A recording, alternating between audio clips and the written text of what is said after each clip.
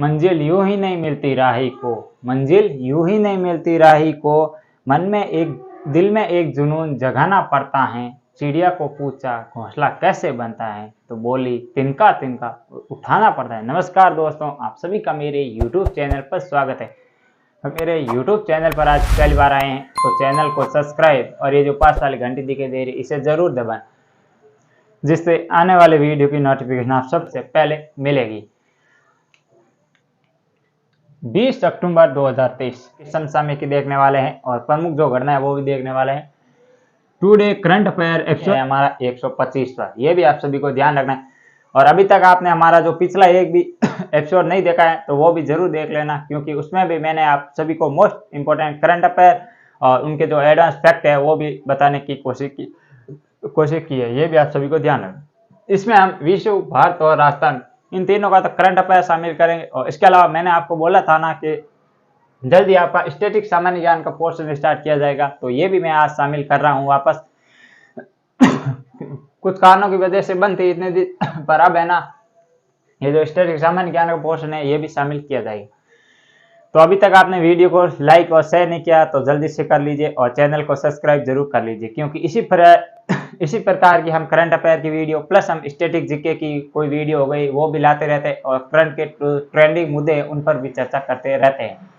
और आपने short video नहीं देखे हमारे तो वो भी जरूर देख लेना, क्योंकि उसमें भी मैंने आपको शॉर्ट ट्रिक के माध्यम से जो जीके कवर कराने की कोशिश कर रहा हूँ, अगर आपने साथ साथ में वो वीडियो देख ली और याद करने की कोशिश की तो आपका जो भी आप जिस एग्जाम की तैयारी कर रहे हैं वो भी आप सभी का जो भी जरूर निकलेगा। तो आज का पहला क्वेश्चन है वो है वैश्विक पेंशन सूचकांक 2023, ग्लोबल पेंशन इंडेक्स 2023 में शीर्ष स्थान पर कौन सा देश हो रहा है, या कौन सा देश जो शीर्ष स्थान पर रहा है इस सूची में, ये आप सभी को बताना है। कौन सी सूची? ग्लोबल पेंशन इंडेक्स 2023 में शीर्ष स्थान पर कौन सा देश रहा है? ऑप्शन ए है वो है नॉर्वे, ऑप्शन बी है वो है नीदरलैंड, ऑप्शन सी है वो है फिनलैंड और ऑप्शन डी है वो है स्विट्जरलैंड। तो कौन सा देश रहा? ऑप्शन में तो ऐसे दे रखे हैं मैंने कि ये आपको लगते होंगे कि सभी है, क्योंकि अक्सर जो भी इंडेक्स आती है उसमें टॉप यही देश रहते हैं। फिनलैंड हो गया, नॉर्वे हो गया, स्विट्जरलैंड हो गया या नीदरलैंड हो गया, यही रहते हैं। पर इसका जो राइट आंसर होगा वो होगा option number B, Netherland. Netherland इस सूची में प्रथम स्थान पर रहा है। इसके अलावा अब हम भारत की भी रैंक जानेंगे इसी में, और इसके अलावा जो कौन टॉप पर रहा, किसके द्वारा जारी की गई है, कौन सबसे अंतिम स्थान पर है, कितने देशों में से भारत की रैंक कौन सी है, और इसके अलावा जो अन्य सूचकांक है भारत की वो भी हम देखने वाले। तो आइए शुरुआत करते हैं। सबसे पहले देखते हैं वैश्विक पेंशन सूचकांक।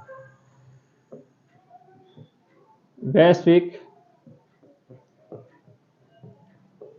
पेंशन सूचकांक 2023। सबसे पहले देखते हैं जारीकर्ता, जारी कौन करते हैं। तो ये जारीकर्ता कौन है? मर्सर। ये जारीकर्ता एक संस्था है, इसके द्वारा ये जारी की जाती है। और कौन से क्रम की है वो भी देखेंगे। तो क्रम कौन सा है?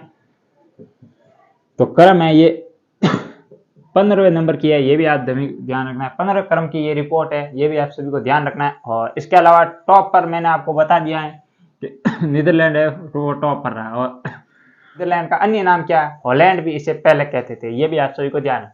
अब हम देखते हैं अंतिम पर कौन रहा इस रिपोर्ट पर। अंतिम स्थान पर कौन सा रहा है? तो अंतिम स्थान पर रहा अर्जेंटीना। अर्जेंटीना कौन से नंबर पर ये भी ध्यान रखना है। और अब देखते हैं हम भारत की रैंक, इधर लिखते हैं भारत की रैंक। भारत की रैंक, तो भारत इसमें किस स्थान पर रहा है? तो भारत रहा है कौन से 45 नंबर पर रहा है, ये भी आप सभी को ध्यान रखना है। भारत की रैंक है 45 आउट ऑफ कितनी है? 47 में से। ये बहुत खराब बात है कि भारत का अच्छा प्रदर्शन नहीं रहा है इस रिपोर्ट के अंदर। और इसके अलावा जो हाल में जो ग्लोबल भूखमरी या वैश्विक भूखमरी रिपोर्ट है उसमें भी भारत का कुछ अच्छा प्रदर्शन नहीं रहा है। लगातार 2 रिपोर्टों में भारत की अच्छी स्थिति नहीं आ रही है। फिर भी देखते हैं, कुछ रिपोर्टें होती है जिसमें भारत की अच्छी रैंकिंग है, पर कुछ ऐसी होती है जो नकारात्मक भी होती है, ये भी आप सभी को ध्यान रखना। अब है ना थोड़ा सा हम जानेंगे नीदरलैंड के बारे में। नीदरलैंड के बारे में हम थोड़ा सा जानने वाले हैं। तो सबसे पहले हम देखें नीदरलैंड के बारे में। तो नीदरलैंड की राजधानी का क्या नाम है? तो नीदरलैंड की राजधानी के नाम है वो है आपकी एस्ट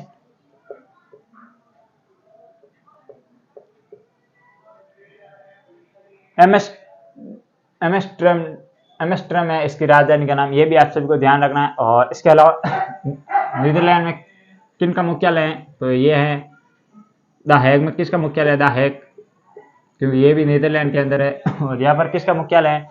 तो ये है अंतर्राष्ट्रीय न्यायालय या इंटरनेशनल कोर्ट, आईसी या अंतर्राष्ट्रीय न्यायालय। इसका मुख्यालय कहाँ पर है? नीदरलैंड के अंदर। ये भी आप सभी को ध्यान रखना है, अंतर्राष्ट्रीय न्यायालय।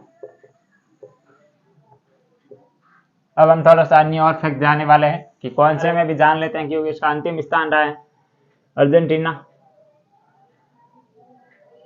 किसका? अर्जेंटीना के बारे में हम थोड़ा सा जान लेंगे। राजधानी Buenos Aires. Buenos Iris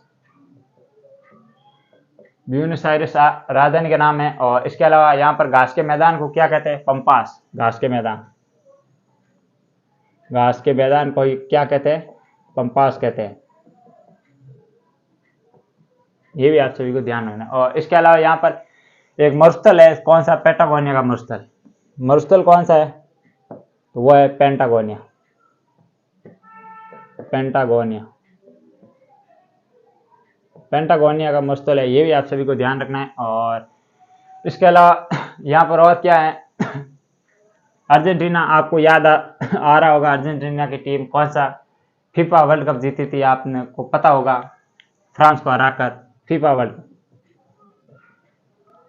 cup की विजेता रही जो कतर दोहा के अंदर हुआ था। ये भी आप सभी को ध्यान रखना है। अब है ना हम थोड़ी सी और किस पर चर्चा करने वाले प्रमुख रैंकिंग पर चर्चा करने वाले हैं कि किस रैंक के अंदर भाषा कर लेते हैं। वैश्विक पेंशन सूचकांक 2023 जारी करता मर्सर कौन से क्रम की है?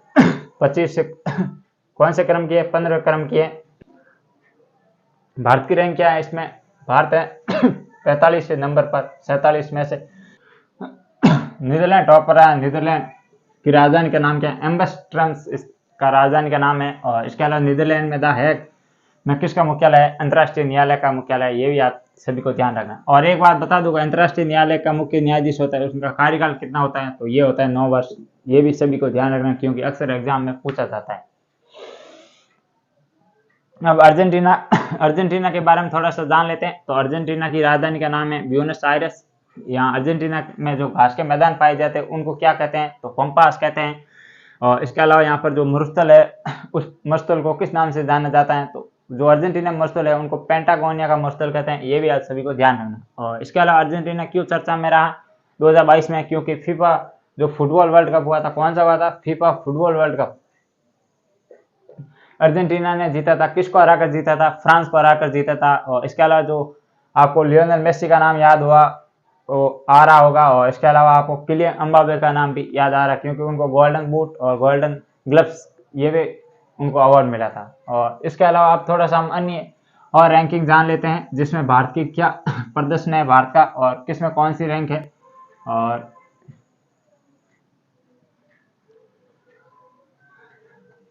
तो सबसे पहले देख लेते हैं हम कौन सी रैंकिंग देखेंगे। तो सबसे पहले देखेंगे हम वैश्विक नवाचार सूचकांक 2023। कौन सा? वैश्विक नवाचार सूचकांक 2023। ये भी आप सभी को ध्यान रखना है। तो इसमें भारत की रैंक कौन सी है? वैश्विक नवाचार सूचकांक में भारत की रैंक कौन सी है?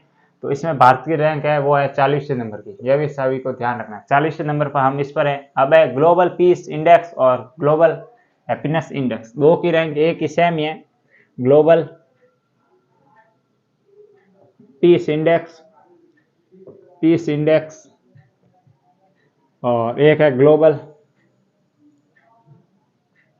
एक ग्लोबल पीस इंडेक्स और एक है ग्लोबल कौन सी? Global happiness index. तो इसमें और इन दोनों में रैंक कौन सी है भारत की? तो इन दोनों में रैंक है वो है आपकी 126वीं। ये भी सभी को आपको ध्यान रखना है। और इसके अलावा ग्लोबल फायर पावर इंडेक्स में भारत की रैंक कौन सी है? ग्लोबल फायर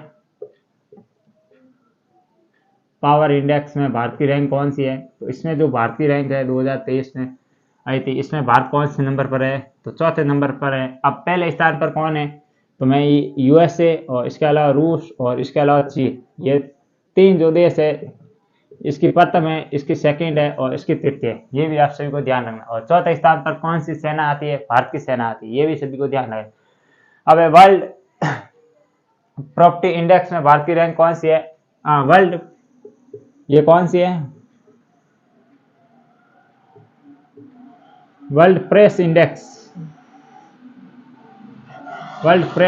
में भारत की रैंक कौन सी है? ये भी आप सभी को ध्यान रखना है। तो वर्ल्ड प्रेस इंडेक्स में भारत की रैंक कौन सी है? तो 161। ये भी ध्यान रखना है। बहुत ही, अगर मीडिया के अंदर देखें तो भारत की रैंक इसमें कौन सी है? तो 161 है। ये भी आप सभी को ध्यान रखना है। और इसके अलावा आपको और बता दूं कि ये किसके द्वारा जारी की जाती है? अक्सर एग्जाम में ये पूछ लिया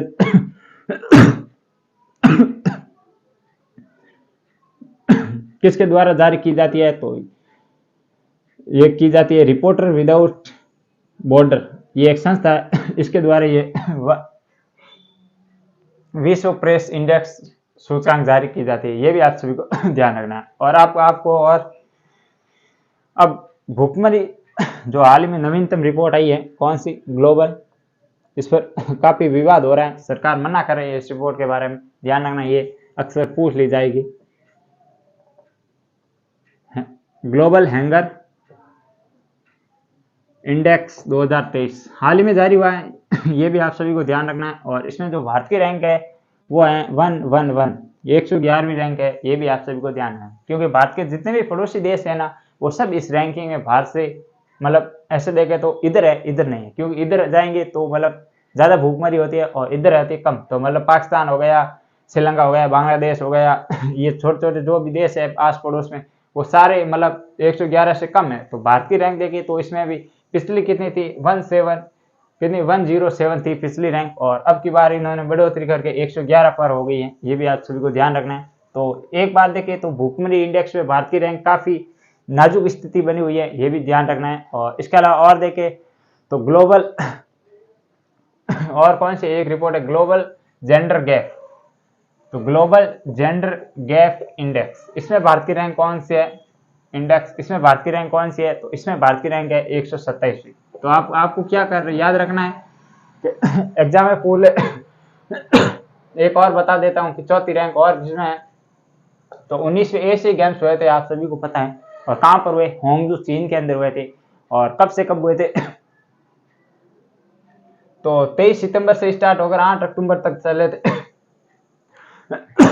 23 सितंबर से स्टार्ट होकर 8 अक्टूबर तक चले थे। और इसके अलावा इसमें भारत की रैंक कौन सी थी? चौथी थी। कितने पदक जीते और उसमें से गोल्ड कितने जीते? जो एशियाई गेम्स हुए इसमें कितने टोटल मेडल जीते थे? 107 भारत ने ये मेडल जीते थे, जो कि सर्वाधिक मेडल थे। तो ये थे आज के क्वेश्चन। पहला कैसा लगा मुझे कमेंट बॉक्स में जरूर बताना। और आइए आगे बढ़। हाल ही में इजराइल ने किस नाम से एक नया मिसाइल रक्षा प्रणाली का परीक्षण किया है? आपको ये बता जो कि कौन सा सफल परीक्षण हो गया, ये भी आप सभी को ध्यान रखें। हाल ही में इजराइल ने किस नाम से एक नया मिसाइल रक्षा प्रणाली जिसका परीक्षण किया है, उसका क्या नाम है, आपको ये बताना है। Option A iron Arjun, option B iron beam, option C iron square और ऑप्शन डी है वो आयरन क्वेस्ट। तो कौन सा है आपको ध्यान रखना है। तो इसका जो राइट आंसर होगा वो होगा option number B iron B में। ये मतलब हाल ही में इजराइल द्वारा मतलब मिसाइल रक्षा प्रणाली का एक नया परीक्षण किया है और ये सफल हो गया है। क्या है इसकी विशेषता और इसके अलावा क्या है इजराइल का डिफेंस सिस्टम, उनके बारे में हम जानने वाले हैं डिटेल से। तो हम सबसे पहले देखते हैं 7 अक्टूबर। ये तारीख आपको थोड़ी सी ध्यान रखना है, क्या पता कोई एग्जाम में पूछ ले। तो 7 अक्टूबर 2023 क्या हुआ था इस दिन, वो भी हम बात करने वाले हैं। तो सबसे पहले इजराइल में यहाँ पर क्या हो रहा है, इजराइल में यहाँ पर एक महोत्सव हो रहा है, उस महोत्सव का क्या नाम है, तो ये हो रहा है, उसका नाम है सुकोत महोत्सव। ये भी ध्यान रखना, ये महोत्सव और ये डेट दोनों थोड़ी इंपॉर्टेंट है। सुकोत महोत्सव ये भी ध्यान रखना। और इस दिन क्या हुआ था, जो मतलब फिलीपींस है उसमें जो आतंकी संगठन है जिसका नाम है हमास, उसने यहाँ पर 5000 मिसाइलें एक साथ दाग दी और इस कारण यहाँ पर जो इजराइल के नागरिक थे वो यहाँ पर मारे गए थे। और हमास ने यहाँ पर कितने, जो मैंने आपको बताया था हमास, ये जो संगठन है ना, इसने हमास ने 500 रॉकेट एक साथ दागे थे। कितने, 5000 रॉकेट एक साथ दागे थे, ये भी ध्यान रखना। और इजराइल का जो मतलब ये इतने रॉकेट इजराइल को पता है, क्योंकि इजराइल देश है ना, उसके आसपास जो भी पड़ोसी देश है वो मतलब सारे उनके दुश्मन है, हमले करते रहते हैं। तो इसलिए इजराइल का जो डिफेंस सिस्टम है वो काफ़ी मतलब एडवांस डिफेंस सिस्टम है, क्योंकि पता है जब भी दुश्मन देश पास में आस पड़ोस में होते हैं तो उसका जो सबसे अधिक देश का फोकस होता है वो होता है डिफेंस सिस्टम पर या डिफेंस पर होता है। तो इसीलिए इनका डिफेंस सिस्टम बहुत एडवांस है, क्योंकि इतना विश्व का कोई भी एडवांस जो भी डिफेंस सिस्टम है वो नहीं है। फिर भी मतलब जो कहाँ हुई थी, क्या कारण था, वो भी हम देखने वाले हैं। तो डिफेंस सिस्टम का क्या नाम है, इजराइल का डिफेंस सिस्टम है उसका क्या नाम है, तो इसका जो इजराइल का डिफेंस सिस्टम है इसका नाम है मतलब आयरन डोम सिस्टम।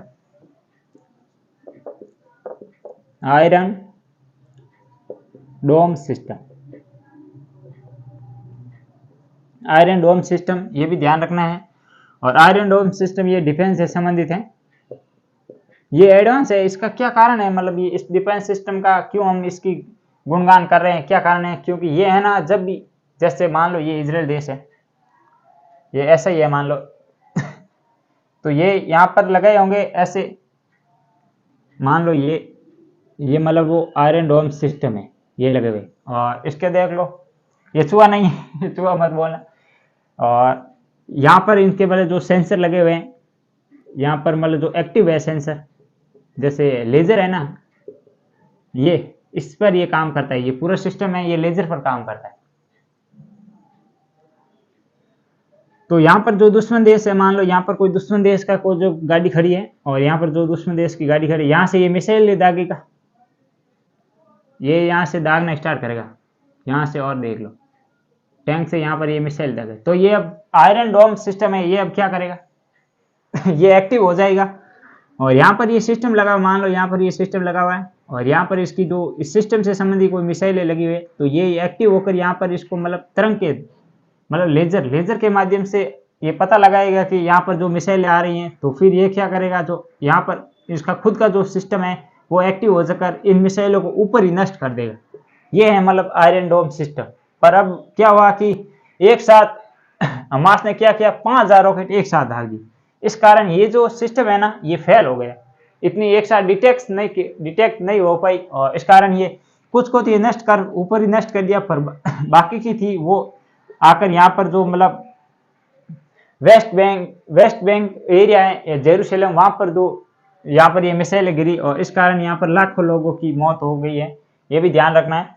तो अब ये जो नया सिस्टम है ना आयरन, अब ये क्या करेगा कि जो भी ये सेम सिस्टम है यही प्रोसेस होगी इसी में, जो इसमें आयरन डोम में थी यही है इसमें आयरन बीम के अंदर। पर इसमें अब क्या होगा कि यहाँ पर जैसे 5000 रॉकेट एक साथ आ रहे हैं, तो ये यहाँ पर जो ये इजराइल का सिस्टम होगा ना, ये भी सीधा कितने भी जैसे रॉकेट आएंगे उस सारे को डिटेक्ट करके सबको ऊपर ही नष्ट कर देगा, नीचे कुछ नहीं बचेगा।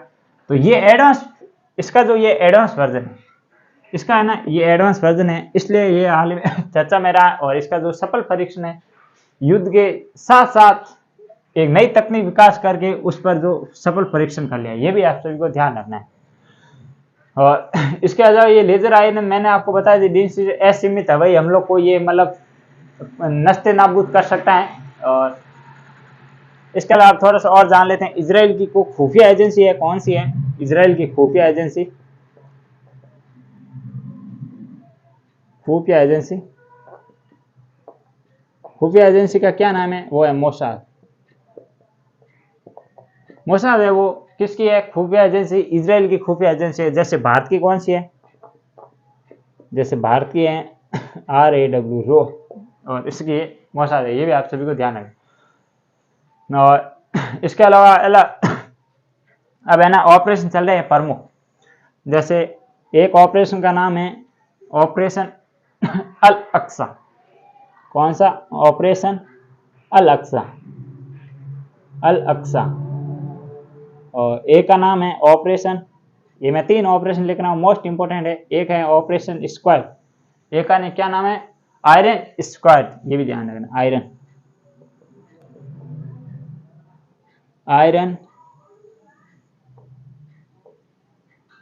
स्क्वाड, ये भी ध्यान रखना है। और एक ऑपरेशन का और नाम है, उसका क्या नाम है? Operation Ajay, operation Ajay. अब क्या है ये तीनों ऑपरेशन, ये भी मैं बता देता हूं। अल अक्सा ये ऑपरेशन है ना, जो हमास संगठन है आतंकवादी, इसके द्वारा इजराइल के खिलाफ चलाया रहा है। मतलब हमास द्वारा इजराइल के खिलाफ, ये हमास द्वारा इजराइल के खिलाफ मतलब चलाया जा रहा है। और जो आयरन स्क्वाड जो है स्क्वाड, ये किसके द्वारा? ये इजराइल द्वारा हमास पर,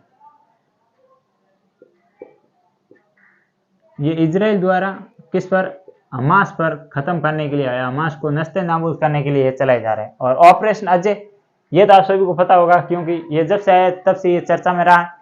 तो ये है भारत सरकार द्वारा अपने नागरिकों को लाने के लिए, अपने जो वहां पर इजराइल में जो नागरिक हैं रह रहे हैं, उनको वापस देश लाने के लिए, स्वदेश लाने के लिए ऑपरेशन अजय चला। तो ये मोस्ट ऑपरेशन, ये दो है ना मोस्ट इंपोर्टेंट है, क्योंकि ये तो अक्सर पूछे या नहीं पूछे पता नहीं है, पर ये जो दो है ना मोस्ट इंपोर्टेंट है, ये पूछ सकते हैं। ये भी आप सभी को ध्यान रखना है। और इसके अलावा मैंने आपको प्रमुख बता दिया है कि जो गाजा पट्टी है इसके किस महासागर के पास स्थित है? तो ये भूमध्य महासागर के पास स्थित है। ये भी आप सभी को ध्यान रखना। तो ये थे आज के कुल 2 क्वेश्चन। कैसे लगे मुझे कमेंट बॉक्स में बताना। अब देखेंगे अगले 2 क्वेश्चन। बढ़ते हैं और देखते हैं आज का तीसरा क्वेश्चन। हाल ही में साइकी चर्चा में रहा है, ये क्या है? आपको ये बताना है। जो साइकी है ये हाल ही में चर्चा का ये विषय बना हुआ है। तो ये बताना है कि साइकी आखिर है क्या? क्या ये कोई मिसाइल सिस्टम है? क्या ये कोई अंतरिक्ष यान है? क्या ये एक कोई ड्रोन है? क्या ये एक कोई कार्यक्रम है? तो ये क्या है, ये भी आप सभी को बताना है साइकी। तो हम देखें तो सबसे पहले साइकी के बारे में पहले जानने से पहले हम जाते हैं थोड़ा सा यूएसए की तरफ बढ़ते हैं। यूएसए, और यूएसए के देखते हैं स्पेस एजेंसी का क्या नाम है। जो स्पेस एजेंसी है, स्पेस एजेंसी, तो उसका क्या नाम है? उसका नाम है NASA, नासा। यूएसए की जो स्पेस एजेंसी है उसका नाम है नासा। और नासा का जो हेडक्वार्टर कहां पर है? वो है फ्लोरिडा के अंदर। तो हेडक्वार्टर कहां पर है? HQ, तो ये है फ्लोरिडा के अंदर। थोड़ा सा ध्यान रखना, क्या पता कहीं कभी कोई पूछ ले कि नासा का हेडक्वार्टर कहां पर है। तो ये है फ्लोरिडा के अंदर। ये भी आप सभी को ध्यान रखना है। और इसके द्वारा हाल ही में एक रॉकेट लॉन्च किया गया। कौन सा? फाल्कन हैवी रॉकेट लॉन्च किया गया था। फाल्कन हैवी रॉकेट लॉन्च किया गया था। ये भी आप सभी को ध्यान रखना है। रॉकेट एक लॉन्च किया गया था। कौन सा? फाल्कन है। और इसमें ये जो साइकी है ना, ये है एक अंतरिक्ष यान, और इसको साइकी को लॉन्च किया गया था। इसमें किसको लॉन्च किया गया था? साइकी को। तो अब आपको पता चल गया होगा साइकी क्या है। तो साइकी है एक अंतरिक्ष यान। ये भी आप सभी को ध्यान रखें। और इसे लॉन्च किया गया, क्यों किया गया वो भी मैं बताऊंगा। जो क्षुद्र ग्रह हैं उसके जो अध्ययन करने के लिए, मतलब इसको ये लॉन्च किया गया था। कैसे? क्षुद्र ग्रह के अध्ययन के लिए, क्षुद्र ग्रह के अध्ययन के लिए, क्षुद्र ग्रह के अध्ययन के लिए इस लॉन्च को गया लॉन्च। ये भी आप सभी को ध्यान रखना। क्षुद्र ग्रह को मतलब जिस क्षुद्र ग्रह के अध्ययन के लिए इसे लॉन्च किया गया, ये भी आप सभी को ध्यान रखना। और इसकी जो अर्थ क्या होता है साइकी का, क्या पता कहीं कोई अर्थ पूछ ले साइकी का अर्थ क्या होता है। तो इसका जो अर्थ होता है इसका अर्थ होता है वो क्या होता है? आत्मा की देवी, किसकी? आत्मा की देवी इसका अर्थ होता है, ये भी आप सभी को ध्यान रखना है। और इसके अलावा और क्या, अब है ना क्षुद्र ग्रह के बारे में जान लेते हैं। क्षुद्र ग्रह की खोज कब हुई थी? क्षुद्र ग्रह की खोज कब हुई थी? तो ये हुई थी कब? 1852 के अंदर। ये भी ध्यान रखना, क्षुद्र ग्रह की खोज कब हुई थी? 1852 के अंदर। 1852 के अंदर खोज हुई थी, ये भी ध्यान रखना है। और ये जो अंतरिक्ष यान साइकी भेजा है, ये कब तक पहुंच जाएगा? तो ये 2029 तक पहुंच जाएगा, ये अनुमान है। और इसके अलावा ये वहां पर जाकर क्या काम करेगा? तो ये वहां पर जाकर ये काम करेगा कि मतलब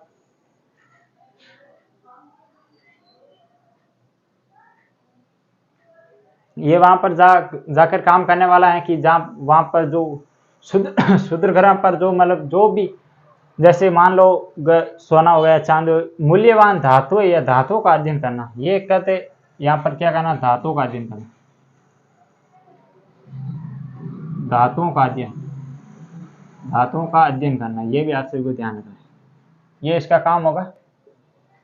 और देखें तो इसमें मतलब धातु का अध्ययन करना ये भी। और इसका ट्रोजन उपग्रह ये किसका है? मतलब ट्रोजन, अब ये तो हो गया इतना। ट्रोजन देख लेते हैं एक बार। ट्रोजन उपग्रह, जो ट्रोजन उपग्रह मिशन था ये किसका है? ट्रोजन उपग्रह, तो ये है नासा का है, ये भी ध्यान रखना है, नासा का है मिशन। और एक आपने और सुना होगा लूना, लूना मिशन, ये किसका है? ये भी नासा का है, NASA का, नासा का है, ये भी ध्यान रखना है आपको लूना। और लूना के तहत क्या किया जाएगा कि मतलब महिला अंतरिक्ष यात्री को भेजा जाएगा, क्रिस्टियाना कोच को इस अंतरिक्ष यान के तहत भेजा जाएगा, ये भी आप सभी को ध्यान रखना है। और इसके अलावा आपको आर्टेमिस मिशन है, ये भी किसका है? ये भी नासा का है, आर्टेमिस मिशन। जो आर्टेमिस मिशन है ना,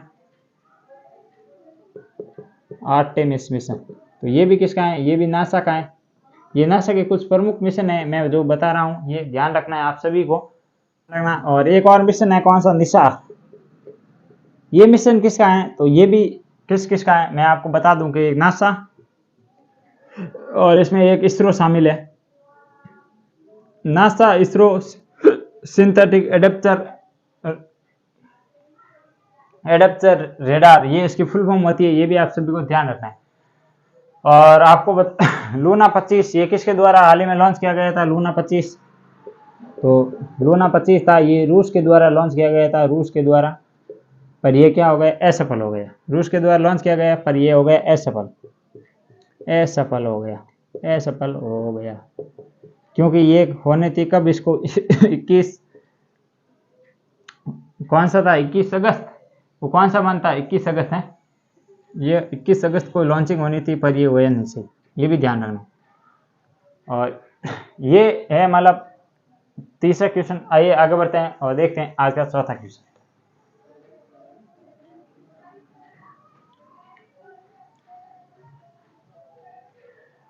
आज का चौथा क्वेश्चन है, डेनियल नाओबास किस देश के सबसे युवा राष्ट्रपति बने? ये आप सभी को बताना है कि हाल ही में जो डेनियल नाओबास किस देश के सबसे युवा राष्ट्रपति बने। ऑप्शन ए है इजराइल, ऑप्शन बी है ऑस्ट्रेलिया, ऑप्शन सी है इक्वाडोर और ऑप्शन डी है वो है यूक्रेन। तो किस देश के सबसे युवा राष्ट्रपति बने? तो ये बने इक्वाडोर के। मात्र 35 साल की आयु में ये राष्ट्रपति बने, ये भी आप सभी को ध्यान रखना है, 35 वर्ष की आयु, और राष्ट्रपति बनने की आयु 35 साल होती है, ये भी आप सभी को पता है। और तो अब है ना, डेनियल नाओस मात्र 35 साल की आयु में राष्ट्रपति बने हैं, जो कि विश्व के सबसे युवा राष्ट्रपति है, ये भी आप सभी को ध्यान रखना है। और देखिए तो इसमें इक्वाडोर के सबसे युवा राष्ट्रपति मैंने ये आपको क्वेश्चन के अंदर ही बता दिया है। और इसके अलावा इनके जो पिताजी थे वो 4 बार इलेक्शन में हार चुके थे, और अब ये इनका पुत्र है वो राष्ट्रपति बना है, ये भी ध्यान रखना है। और कौन से 2 मुद्दों को लेकर ये राष्ट्रपति बना वो मोस्ट इंपोर्टेंट होने वाले। 4 बार हार, 4 बार हार, ये भी आप सभी को ध्यान रखना है। पर अब ये इनके कौन से जो 2 मुद्दे थे उनको लेकर ये राष्ट्रपति बने थे? तो 2 मुद्दे थे, वो कौन से थे? एक है रोजगार, एक है रोजगार, प्लस एक कौन सा है? एक हो गए रोजगार और एक हो गए अपराध। रोजगार और अपराध, इन दो मुद्दों को लेकर ये राष्ट्रपति बने हैं और ये पहली बार ऐसा हुआ है मतलब विश्व के अंदर, ये भी आप सभी को ध्यान रखना है। और इसके अलावा इनको कितने प्रतिशत वोटिंग मिली है, तो इनको 52% वोटिंग मिली है, ये भी सभी को ध्यान रखना है। और अब थोड़ा सा इसके बारे में जान लेते हैं, देश के बारे में। इक्वाडोर, इक्वाडोर की राजधानी क्या है? इक्वाडोर की राजधानी क्या है, ये भी आप सभी को ध्यान रखना। और इक्वाडोर की राजधानी का नाम है, वो है, इसकी राजधानी है क्वाटो। इक्वाडोर की राजधानी का नाम है क्वाटो, ये भी आप सभी को ध्यान रखना है। और इसके अलावा यहाँ पर जो प्रमुख ज्वालामुखी है इक्वाडोर में, क्योंकि विश्व की जो सबसे ऊंची ज्वालामुखी है वो भी इक्वाडोर के अंदर है, क्योंकि ये एक ज्वालामुखी देश कह सकते हैं। प्रमुख ज्वालामुखी कौन कौन सी है? ज्वालामुखी, तो प्रमुख ज्वालामुखी के नंबर 1 आता है, वो आता है माउंट सिनाबुंकी। कौन से आता है? माउंट कोटोपैक्सी, ध्यान रखना पहले, कोटोपैक्सी, माउंट कोटोपैक्सी।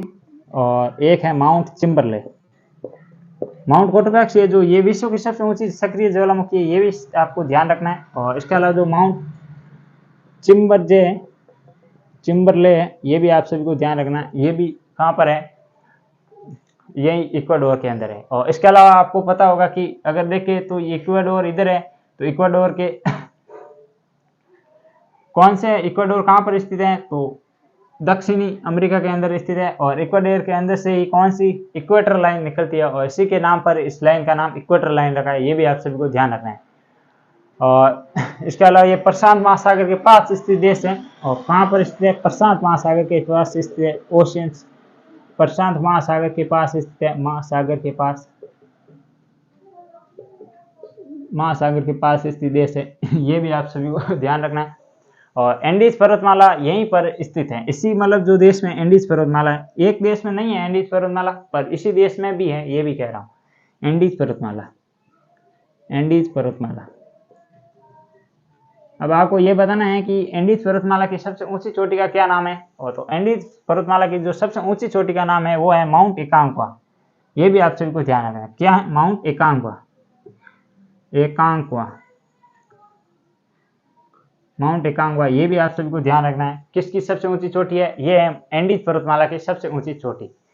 तो ये थे आज के 4 क्वेश्चन। काफी प्रॉब्लम होने के बाद भी हमने 4 क्वेश्चन पूरे कंप्लीट किए हैं। कैसे लगे मुझे कमेंट बॉक्स में जरूर बताना। आज का जो राजस्थान वाला नहीं है पोर्शन, क्वेश्चन नहीं बन पा रहे हैं, इसलिए वो नहीं कर पाएंगे, काफी ये 4 क्वेश्चन ही करेंगे।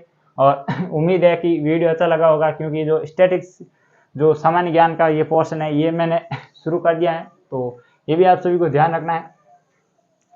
और आज के लिए इतना ही, कल फिर मिलेंगे इसी जोश और जुनून के साथ। तब तक के लिए जय हिंद, जय भारत।